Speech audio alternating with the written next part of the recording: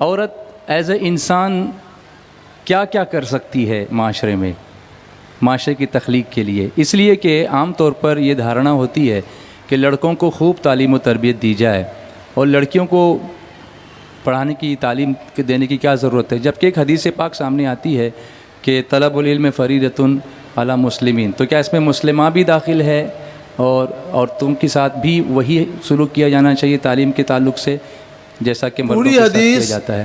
اس طرح سے ہے طلب العلم فریضۃ علی کل مسلم و مسلمہ، جی، علم حاصل کرنا فرض ہے ہر مسلمان مرد پر اور ہر مسلمان عورت پر، جی۔ یہ حدیث امام اعظم ابو حنیفہ رحمۃ اللہ تعالی علیہ نے روایت کی ہے، جو مسند امام اعظم ابو حنیفہ کے اندر موجود ہے۔ تو مرد پر بھی علم حاصل کرنا فرض ہے اور عورت پر بھی علم حاصل کرنا فرض ہے۔ انسان ہونے کے ناطے مرد کو بھی علم حاصل کرنا چاہیے اور عورت کو بھی علم حاصل کرنا چاہیے۔ صحیح معنوں میں انسان تو وہی ہے جو صاحب علم ہے، اور جس کے پاس علم نہ ہو وہ انسانی شکل کا ایک جانور تو ہے، مگر وہ کام صحیح انسان ہو ایسا نہیں ہے۔ جی، اس لیے سچا انسان ہونے کے لیے، صحیح معنوں میں انسان بننے کے لیے صاحب علم ہونا ضروری ہے۔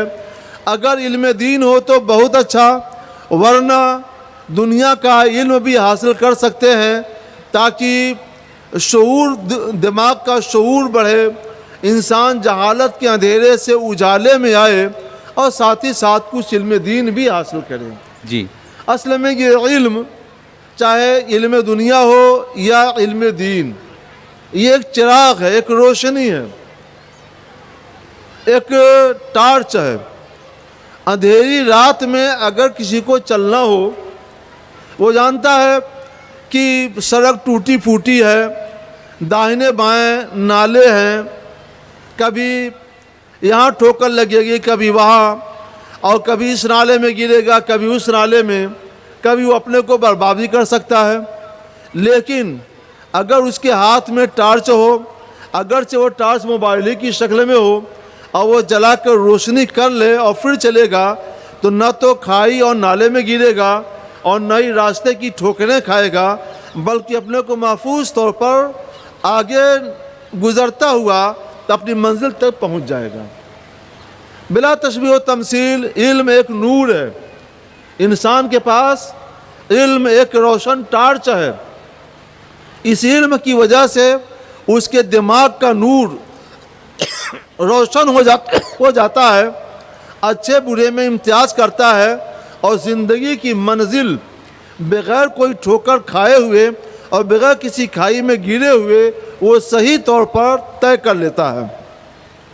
اس لیے کوئی بھی انسان ہو، مرد ہو یا عورت، انسان ہونے کی حیثیت سے اس کے پاس علم کا ٹارچ، علم کا نور، علم کی روشنی ضروری ہے۔ جی، اگر علم کی روشنی ہے تو اپنی زندگی کو صحیح طور پر، زندگی کا سفر صحیح طور پر کر لے گا، اور علم کی روشنی نہیں ہے تو زندگی کے اس سفر میں کہیں بھی ٹھوکریں کھا سکتا ہے، کہیں بھی ایکسیڈنٹ کر سکتا ہے، کہیں بھی کوئی حادثہ رونما ہو سکتا ہے۔